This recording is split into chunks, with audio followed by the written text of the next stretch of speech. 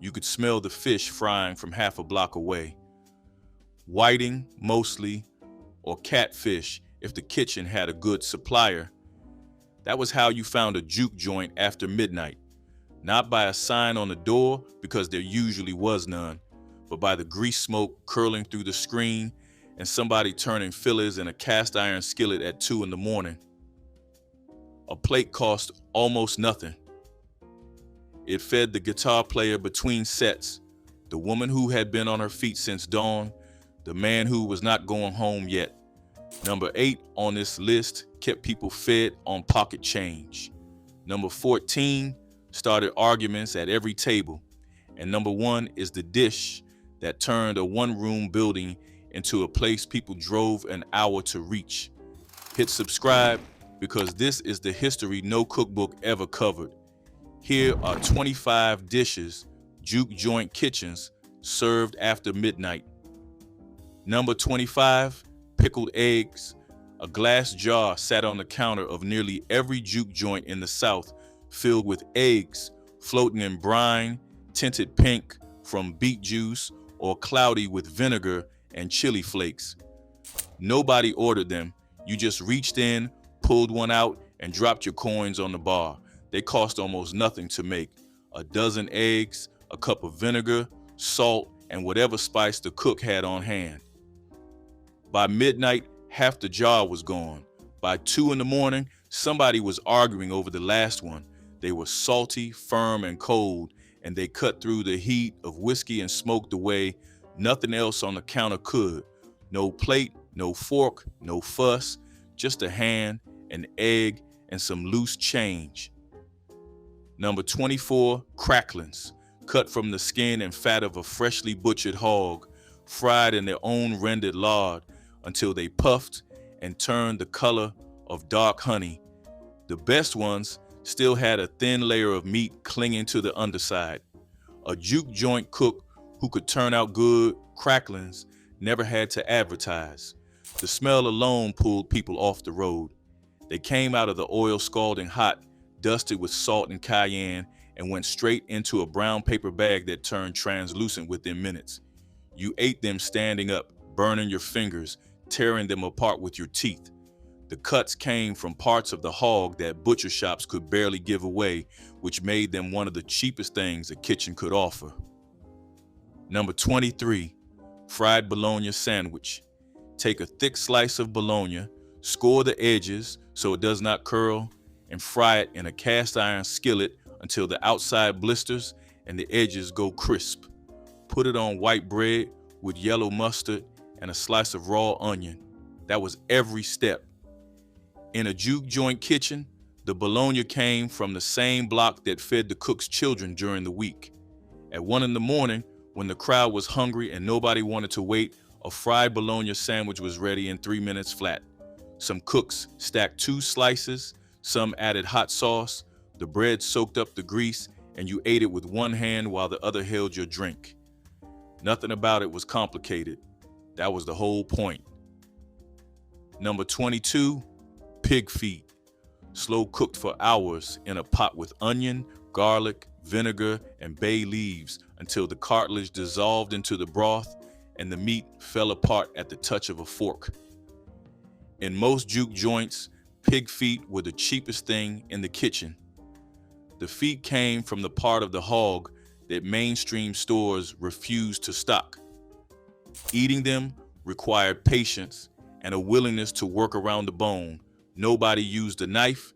You picked them up, pulled the soft meat with your teeth, and wiped your hands on a napkin already soaked through. The broth at the bottom of the plate was thick as gravy. Some people sopped it with cornbread and called that a second meal. Others drank it straight, standing at the counter, letting it settle before they walked back into the night. Number 21, hot tamales. In the Mississippi Delta, tamales were not Mexican food. They were Delta food, brought into the region by migrant workers who came to pick cotton alongside black sharecroppers in the early 1900s. The recipe crossed over, and within a generation, black cooks had made it their own. Delta tamales was smaller than the Mexican original, wrapped in corn husks or sometimes wax paper, filled with seasoned cornmeal and spiced meat heavy on cayenne. In Juke, joints from Greenville to Clarksdale, they were sold by the handful, stacked in a pot of simmering water, kept hot for hours. You could buy a few for pocket change and eat them standing in the doorway while the band played inside. The spice built slowly, starting mild and then sitting on the back of your tongue long after the last bite. Here is something worth saying before this list goes any further. A Juke joint kitchen was not a restaurant. There was no menu board, no wait staff, no health inspector walking through the back door. In most cases, the kitchen was a single room attached to the side or back of a building that was already somebody's house, or a repurposed barn, or a structure that had no name at all. The cook was almost always a woman. She worked alone or with one helper, and she fed the entire crowd from a stove with 2 or 3 burners and a single oven. The money she earned stayed in the community. It paid rent, bought school shoes, covered a doctor's visit when a child got sick. None of this was written down. None of it was taxed, and none of the food that came out of those kitchens ever appeared in a single American cookbook until decades after most of them had already closed. Number 20, neck bones and rice. The neck bones came from the same hog that provided the feet and the chitlins, and they cost even less. A cook would season them with salt, black pepper, garlic powder, and a splash of vinegar, then braise them low and slow until the meat pulled from the bone with no effort at all. The rice went underneath, plain white, cooked so it absorbed the drippings and turned a shade of deep brown. A plate of neck bones and rice was the kind of meal that kept a person full until noon the next day. In a Juke joint, there was no menu listing for it. It was just on the stove. If you knew to ask, you got a plate. If you did not, you watched someone else eat and asked the next time. Number 19, chitlins. No dish on this list divided a room faster. Chitlins are the small intestines of a hog, cleaned, boiled, and either stewed or fried. The cleaning alone took hours, sometimes an entire afternoon, with repeated rinses in cold water until every trace of what those intestines once held was gone. The smell during cooking was strong enough to clear a house, and in a Juke joint, it announced itself before the door opened. But for the people who grew up eating them, that smell was not a warning. It was a signal that someone in the kitchen had put in the work. The tradition stretched back to slavery, when enslaved people received the parts of the hog that the plantation owner refused to eat: feet, ears, intestines, tail. What was given as discard became, over generations, a cuisine. Chitlins sat at the center of that transformation. Some Juke joint cooks served them stewed in a thin gravy with onions and peppers, slow cooked until they went soft and almost silky. Others fried them until the edges turned crisp and golden, and served them on a paper plate with hot sauce and a slice of white bread. In parts of the rural South, a chitlin supper was its own event, separate from the regular Juke joint night, with a cover charge at the door and a cook whose name alone brought people from counties away. The chitlin circuit, the network of venues where Black musicians performed during the years of segregation, took its name not from the music, but from the food served while the music played. That says more about what these kitchens meant than any history book ever bothered to record. To this day, chitlin suppers still happen in churches and community halls across the rural South, though the Juke joints that made them famous are mostly gone. The taste survived, the tradition survived, the buildings did not. Number 18, smothered pork chops, cheap cuts, bone in, dredged in seasoned flour, and browned in a cast iron skillet until the crust turned dark. Then the cook built the gravy right in the same pan, scraping up the fond with a splash of water, adding onions, sliced thin and left to cook down until they nearly dissolved. The chops went back in, the lid went on, and the whole thing simmered until the meat was tender enough to cut with the side of a fork. The gravy was the point. It was thick, brown, salty, and it soaked into whatever sat beneath it, whether rice or cornbread torn in half. In a juke joint, a plate of smothered pork chops meant the cook had been working since the afternoon. That plate was not fast food, it was a slow promise kept. Number 17, red beans and rice. This dish crossed into juke joint kitchens from Louisiana, where it had been a Monday staple for generations. Dried kidney beans, soaked overnight, then simmered with smoked sausage, onion, bell pepper, celery, and garlic until the pot thickened into something halfway between soup and stew. The rice was always plain white, mounded in the center with the beans ladled over the top. What made the juke joint version different was the cook. Every cook seasoned differently. Some leaned heavy on cayenne. Some dropped a ham hock in early and let it fall apart over hours. A plate cost almost nothing to make, and it filled a grown person up for hours. It was the kind of food that made you sleepy and grateful at the same time. Number 16, hot sausage links. These were not the mild breakfast links from a grocery store package. Juke joint sausage was made locally, often by a single butcher who supplied half the joints in the area, and it was seasoned with enough cayenne and black pepper to make your eyes water before the first bite. The links were split down the middle, pressed flat on a hot griddle, and cooked until the outside charred and the fat rendered out. They were served on white bread with pickles and raw onion, or just by themselves with a squeeze of yellow mustard. The heat built with every bite. By the third one, you were reaching for whatever drink was closest. That was the whole design. Spicy food, sold drinks, and drinks kept the juke joint open. Number 15, pork rinds, not from a bag.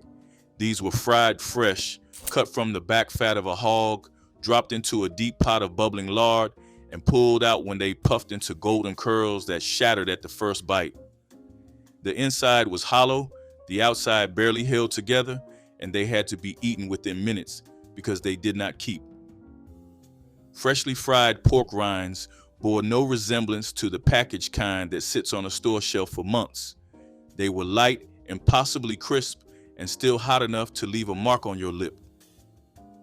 In juke joints tied to seasonal hog butchering, pork rinds were proof the kitchen had access to a whole animal and knew what to do with every part. Number 14, fried chicken wings. This is the one that started arguments. Not about whether they were good, because they were always good, but about whose juke joint made them better. Every kitchen had its own method, and every regular had an opinion. Some cooks soaked the wings in buttermilk and hot sauce overnight. Others seasoned the flour with garlic powder, onion powder, paprika, and enough cayenne to make the crust sting. The oil had to be the right temperature. Too cool and the coating turned soggy. Too hot and the outside burned before the meat cooked through. The best juke joint cooks knew the oil by sound. When the wings hit the pot and the sizzle reached a certain pitch, the temperature was right. They came out dark, almost mahogany, with a crust that cracked when you bit in and juice that ran down your wrist. There was no plating. They went onto wax paper or into a brown paper bag, sometimes with white bread wedged at the bottom to catch the grease. Nobody waited for them to cool down. You burned your mouth and kept eating. In the Mississippi Delta, fried chicken wings were not a side dish at a juke joint. They were the reason half the crowd came through the door. A cook who could fry wings all night, batch after batch, without a single piece coming out wrong, held a skill that kept the building full and the owner in business. That kind of consistency was earned over years of standing in front of the same pot of oil while the music played through the wall. Wings were the one dish where the cook's ego was on the line every single night. Get them wrong once, and the regulars talked about it for a week. Get them right, and nobody said a word because right was what they expected. That silence was the highest compliment a juke joint kitchen ever received. Here is the part that does not appear in any history book. The women who ran these kitchens never received a write-up in a newspaper. No food critic drove down a gravel road at midnight to review what was coming out of a cast iron skillet in somebody's back room. The recipes were never written down because the cooks did not use measurements. A handful of this, enough salt until it tasted right, oil hot enough that the cornmeal popped the instant it hit the surface. That knowledge lived in the hands, not on a page. And when those women died, most of what they knew went with them. Their children remembered the taste, but not always the method. The grandchildren remembered the stories, but not the taste. What survived did so because somebody stood in that kitchen and watched, not once but dozens of times, until the knowledge passed through repetition alone. Every dish remaining on this list came through that chain. Number 13, hush puppies. Cornmeal, egg, a little onion, salt, and just enough buttermilk to hold the batter together when dropped by the spoonful into hot oil. They fried in under 2 minutes, turning golden outside while the center stayed dense and faintly sweet. In a juke joint, hush puppies served the same function as bread in a restaurant. They filled the gaps. They soaked up hot sauce. They gave the cook something to hand out while the catfish was still in the fryer. The name came from the old story that cooks tossed scraps of fried batter to the dogs to quiet them down. And whether or not that tale is true, the purpose was the same in a juke joint. Keep people fed while they waited. Keep them patient. Keep them at the counter. Number 12, collard greens and potlikker. The greens were cooked low and slow with a smoked ham hock or a piece of salt pork until the leaves turned soft and dark and the liquid in the pot became something entirely its own. That liquid, the potlikker, was as valuable as the greens themselves. Some people drank it from a cup, others sopped it with cornbread torn into pieces. It was salty, smoky, and rich with nutrients that had leached out of the leaves during the long cook. A pot of collard greens could sit on the back burner for hours and only improve. The longer they cooked, the deeper the flavor settled. For a cook working past midnight, that patience was the whole advantage.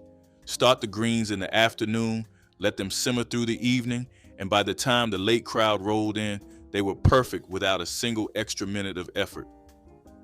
Number 11, deviled eggs, hard-boiled, split in half, the yolks scooped out and mashed with mayonnaise, yellow mustard, a pinch of paprika, and sometimes a drop of pickle juice.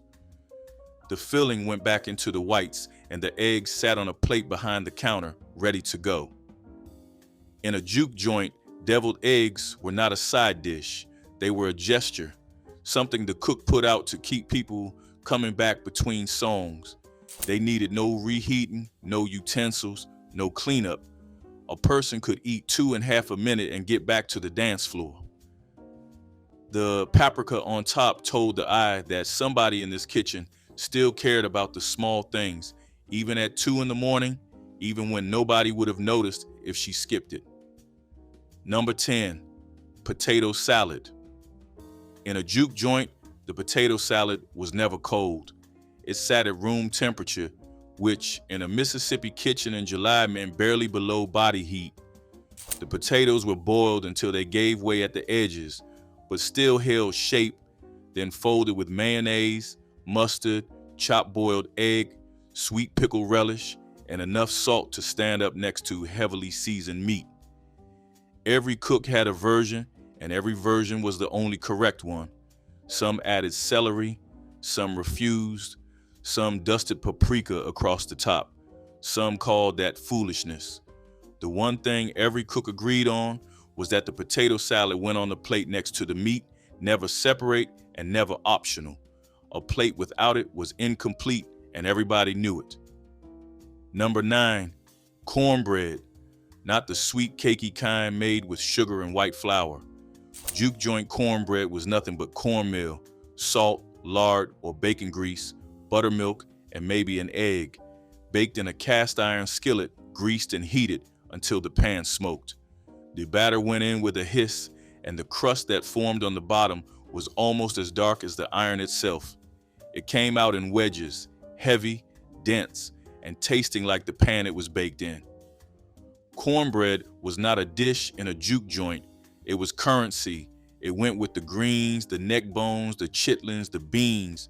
Without it, none of those plates felt complete. Every kitchen made it. No two kitchens made it the same way. The argument over whose cornbread was better outlasted marriages. Number 8, fried okra. Okra grew in nearly every garden in the rural South. It thrived in the heat, produced heavily through the summer, and cost nothing if you had a patch of dirt and some seed. In a juke joint kitchen, it was sliced into rounds, tossed in cornmeal with salt and pepper, and fried in the same oil that had already cooked a batch of catfish or chicken. The cornmeal coating turned crisp and golden. The inside went soft and slightly slippery, which was the part that divided people.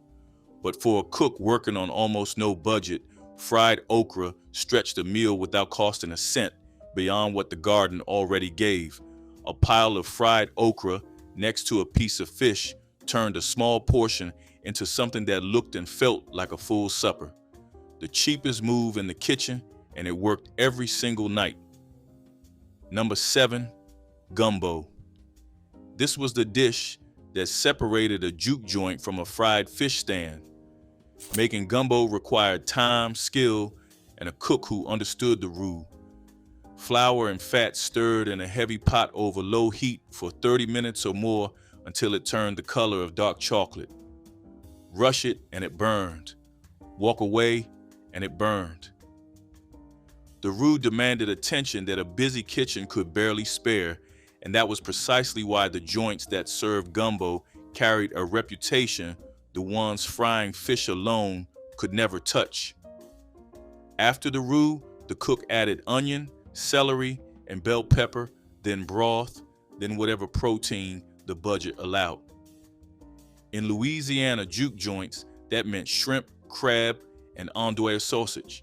In Mississippi, it was more likely smoked sausage and chicken. The gumbo simmered for hours, thickening as it reduced, and by midnight, it was dense and dark and layered in a way nothing else on the stove could match. Served over rice in a deep bowl with hot sauce on the side and cornbread balanced on the rim. A single bowl could keep a person warm on a night when the building had no heat and the walls were thin enough to rattle in the wind. In the hierarchy of juke joint food, gumbo sat at the top, never cheap to make, never fast to prepare, and never available everywhere. The places that served it knew what they had, and the people who ate it knew what it cost to cook to get it there. Gumbo was not finger food eaten over a napkin.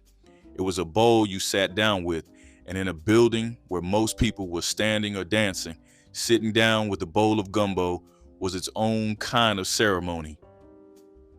The music got quieter at the table. The conversation slowed. For a few minutes, the juke joint felt like a dining room. Number 6, candied yams, peeled and sliced thick, then slow baked in a dish with butter, brown sugar, cinnamon, and nutmeg until the syrup at the bottom turned into a dark, sticky glaze. In a juke joint, candied yams showed up when the cook decided to make them, usually on a weekend night when a bigger crowd was expected. They were sweet enough to pass for dessert, but savory enough from the butter and spice to hold their own next to smothered pork chops or fried chicken. By the next day, the yams had soaked up the glaze and were almost caramelized through to the center. Leftovers, if there were any, went home with the cook's family. Nobody reheated them. They were eaten at room temperature, straight from the pan. Number 5, sweet potato pie, boiled until they fell apart, mashed smooth with butter, sugar, cinnamon, nutmeg, and a splash of vanilla, then poured into a homemade crust and baked until the filling set and the top cracked in places. Denser than pumpkin pie and darker in color, with a flavor that sat somewhere between caramel and spice. In most Juke joints, the pie was made earlier in the day and served at room temperature, cut in wide slices, eaten without a fork if none were clean. One slice was substantial enough to count as a small meal, and for some of the late-night crowd, it was the last thing they ate before heading to the car. Sweet potato pie proved the kitchen had range. Fish was one thing, pie was something else entirely. Number 4, peach cobbler. When peaches came into season and a bushel could be had for almost nothing from a roadside stand, Juke joint kitchens turned them into cobbler that steamed when the dish came out of the oven. The filling was peaches, sugar, cinnamon, and a squeeze of lemon to cut the sweetness. The topping was a simple batter, sometimes a biscuit dough, spooned over the fruit and baked until it puffed golden and the juice bubbled through the crust.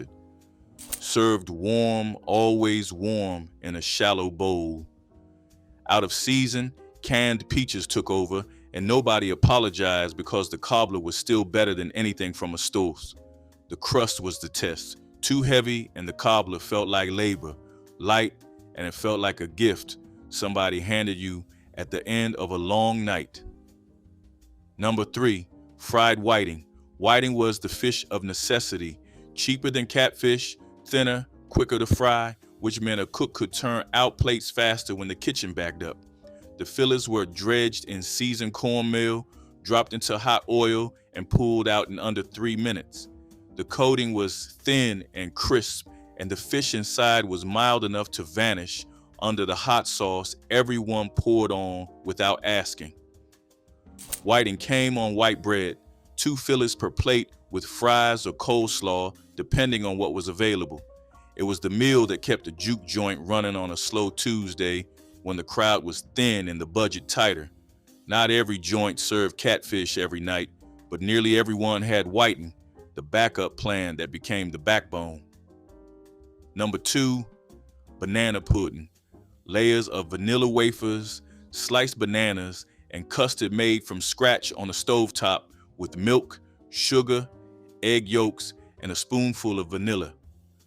The whole thing sat in the refrigerator until the wafers softened and the layers merged into something part cake, part pudding, part memory.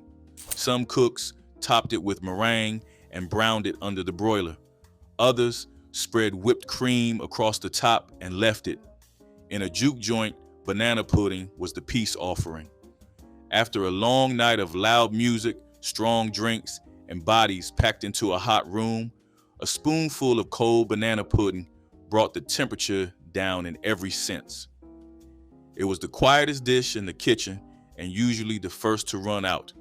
The cook who made it did not do it because someone asked. She made it because she knew someone would need it before the night was done. Number 1, fried catfish plate. Every other dish on this list supported this one. The catfish was dredged in seasoned cornmeal, fried in a deep pot of oil until the crust turned dark and crunchy, and the fish inside stayed white and flaky. It was served on a plate with white bread, coleslaw, hot sauce, and whatever side the cook chose that night. The portions were generous. The price was low enough that nobody had to think twice. That was the entire economy of a Juke joint kitchen. Cheap ingredients, skilled hands, and a crowd that showed up hungry and left full. No restaurant chain has ever figured out how to replicate what those cooks did, because what they built was never a business model. It was a way of feeding people who had been left out of every other kitchen in the country, one plate of fried fish at a time, in buildings with no sign on the door, long after midnight, long after everyone else had closed up and gone home. Fried catfish sandwiches turned river fish into roadhouse gold at Juke joints near waterways throughout the South. Fresh fillets were soaked in buttermilk to remove any muddy taste, then dredged in seasoned cornmeal, spiked with cayenne and black pepper. Dropped into cast iron skillets filled with hot lard, the fish emerged golden and crunchy while the flesh stayed moist and flaky inside. Served on white bread with hot sauce and tartar sauce, these sandwiches delivered the protein that kept working people going through long nights. Catfish was abundant in southern rivers and cheap at local fish markets. The smell of frying fish competed with blues guitar and the slap of dominoes on wooden tables. For a quarter, customers could fill their stomachs and still have money left for beer. Number 23, cracklings.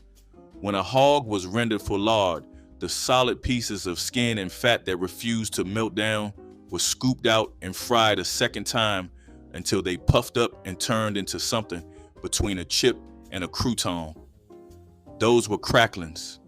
They shattered between your teeth with a sound you could hear across the room. Memphis barbecue joints kept a bag or a tray of them near the register, sold by weight or by the handful, and customers ate them while they waited for their order or carried them home in a paper sack.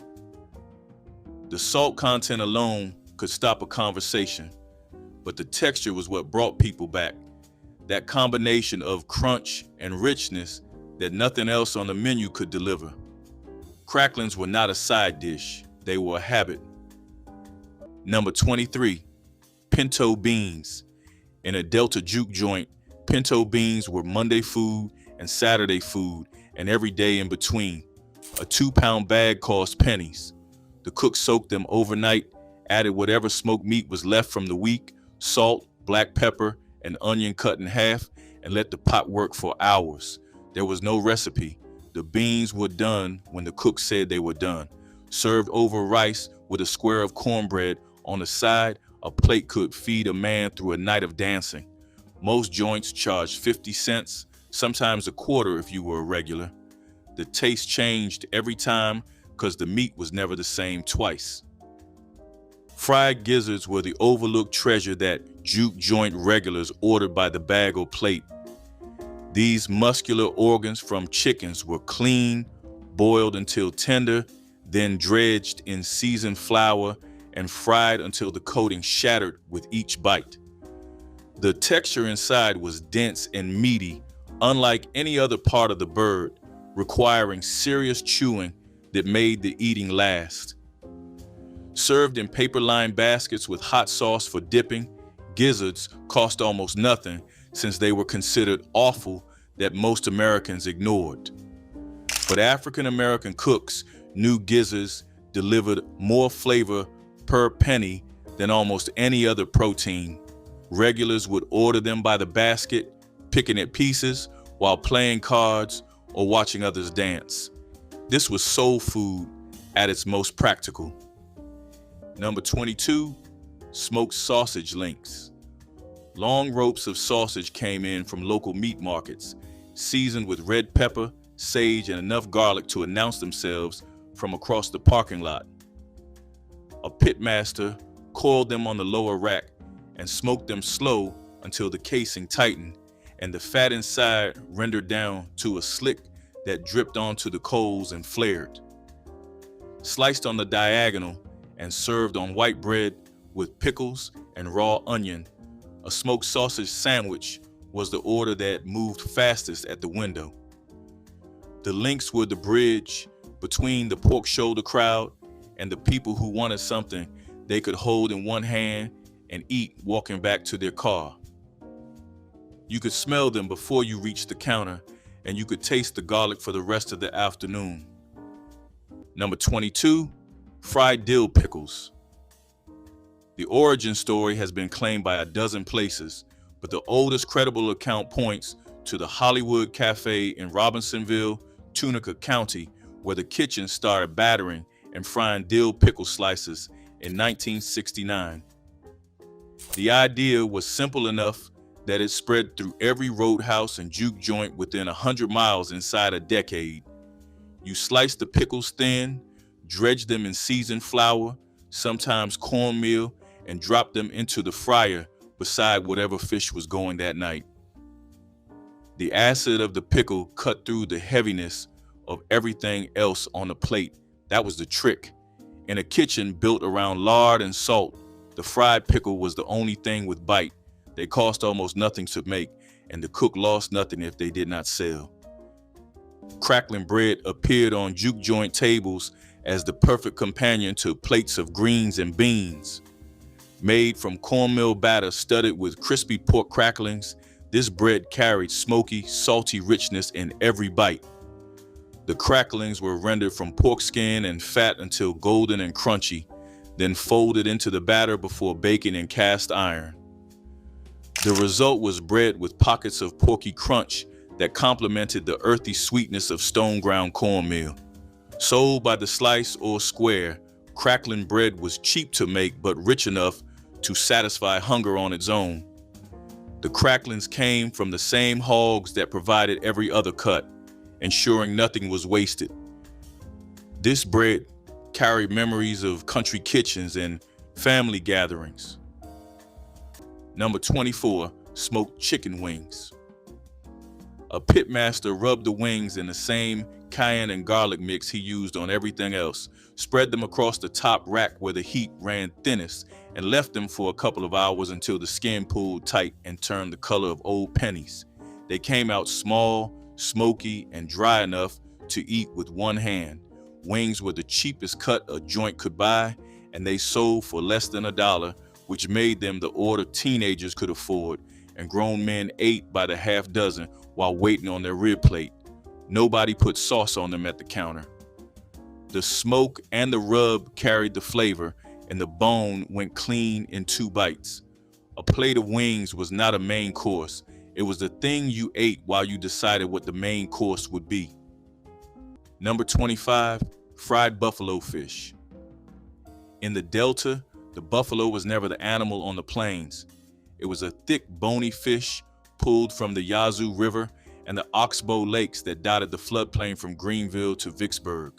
Juke joint cooks scored the flesh in tight crosshatch patterns, salted it heavy, rolled it in cornmeal, and dropped it into lard so hot it barely sputtered.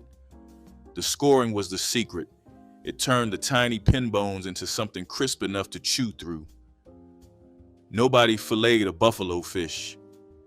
That would have been an insult to the woman who taught you how to eat one. You picked it up with your hands, pulled the meat from the spine, and left the bones on a piece of newspaper. A plate cost less than $1 well into the 1980s. Today, most people under 50 have never heard of it. Pickled pig's feet sat in gallon jars on counters where smoke hung heavy and laughter echoed off wooden walls. These gelatinous, vinegar-soaked pieces of pork were pulled from brine with tongs and served on wax paper with saltine crackers. The meat was tender from hours of simmering before pickling, falling easily from small bones that required patience to navigate. The vinegar brine cut through the richness of the fat, creating flavor that was sour, salty, and deeply porky all at once. Pig's feet cost almost nothing since butchers considered them throwaway cuts.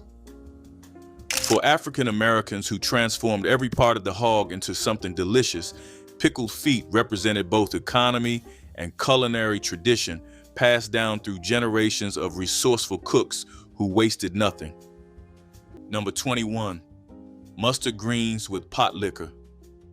Mustard greens had a sharper bite than collards, almost peppery, and the cooks who served them at barbecue joints preferred that edge because it stood up to the smoke on the plate. The greens simmered for hours in a pot with a smoked ham hock or a piece of fatback, cooked down until they were dark and silky.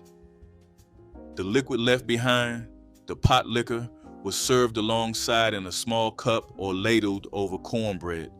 That broth carried every mineral the greens had given up and enough salt to make a grown man close his eyes. Most customers who ordered greens asked for extra potlikker on the side. The greens were the cheapest thing on the menu and the hardest to get right because overcooking turned them bitter and undercooking left them tough. Number 20, pan-fried pork chops. The pork chop was the backbone of a Saturday night juke joint plate, not a thick-cut chop from a butcher counter. A thin, bone-in chop, pounded flat with the side of a cleaver, seasoned with salt, black pepper, and garlic powder, dredged through flour, and fried in a cast-iron skillet with enough lard to come halfway up the side, the edges crisped until they curled. The bone stuck out past the plate. 2 chops, a scoop of rice, and a ladle of gravy made a plate that held a man through a night of dancing and drinking. Nobody sat down to eat in most joints. You stood at the counter, ate fast, and went back to the floor. The chops were cooked in batches, and when they were gone, they were gone. No second round. Here's something worth saying out loud. The Mississippi juke joint was never a business in the way most people understand that word. There was no lease, no health inspection, no liquor license. A woman with a shotgun house and a strong arm opened her front room on a Friday night, moved the furniture against the wall, and started cooking. The music came because the food came first. Robert Johnson did not play juke joints because they had stages. He played them because someone was frying fish in the back and people gathered where the food was. The building was secondary. The cook was primary. Every dish on this list exists because a woman decided her kitchen was big enough to feed a crowd, and nobody from any government office ever told her she could or could not do it. That was the economy of the Delta, invisible, untaxed, and alive every Saturday night. Smothered pork chops were Sunday dinner brought to Saturday night at juke joints across the rural South. Bone-in chops were seasoned with salt, pepper, and garlic powder, then dredged in flour and fried until golden. The chops were then covered in rich onion gravy made from pan drippings and sliced onions cooked until sweet. Simmered low until the meat turned fork tender, this dish delivered comfort that transcended the smoky juke joint atmosphere. The gravy clung to every bite, demanding rice or bread for sopping. For customers missing their mother's or grandmother's cooking, smothered pork chops transported them back to family tables and Sunday afternoons where love was measured in how long the gravy simmered. Number 25, rib tips. When a pitmaster trimmed a rack of spare ribs into the clean rectangle that customers expected, the trimmings went into a pile. Those were the rib tips, small, irregular pieces of meat and cartilage and bone that no one paid full price for. They went back on the smoker in a foil pan, bathed in sauce, and cooked until the cartilage turned soft enough to chew through.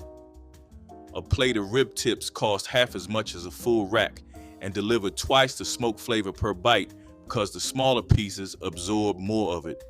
You ate them with your fingers, pulling the meat off knobs of bone that bent instead of snapped. Rib tips were the pitmaster's errand, the cut that proved nothing in that kitchen was wasted. Number 24, mustard greens with smoked ham. Collards got the fame, but mustard greens were the cook's preference in the hill country joints east of the Delta. The leaves were sharper, almost peppery, and they cooked down faster, which mattered when you were feeding people between sets. A ham bone went into the pot before noon.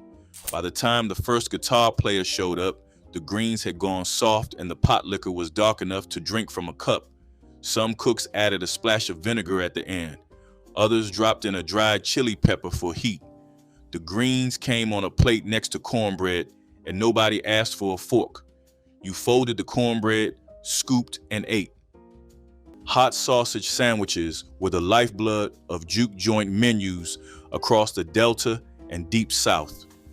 Thick links of spicy pork sausage were grilled until the casing snapped and the fat rendered into crispy edges that sizzled on flat-top griddles. The sausages were split and pressed between slices of soft white bread, dressed with yellow mustard and sometimes pickles or onions. The heat from cayenne and black pepper cut through the richness of the pork, leaving mouths burning and customers reaching for cold drinks. These sandwiches cost pennies to make, but delivered bold flavor that matched the intensity of the blues playing on the jukebox. Workers coming off shifts could afford them on wages that barely stretched. The simplicity was the point, letting the spice and smoke speak for themselves.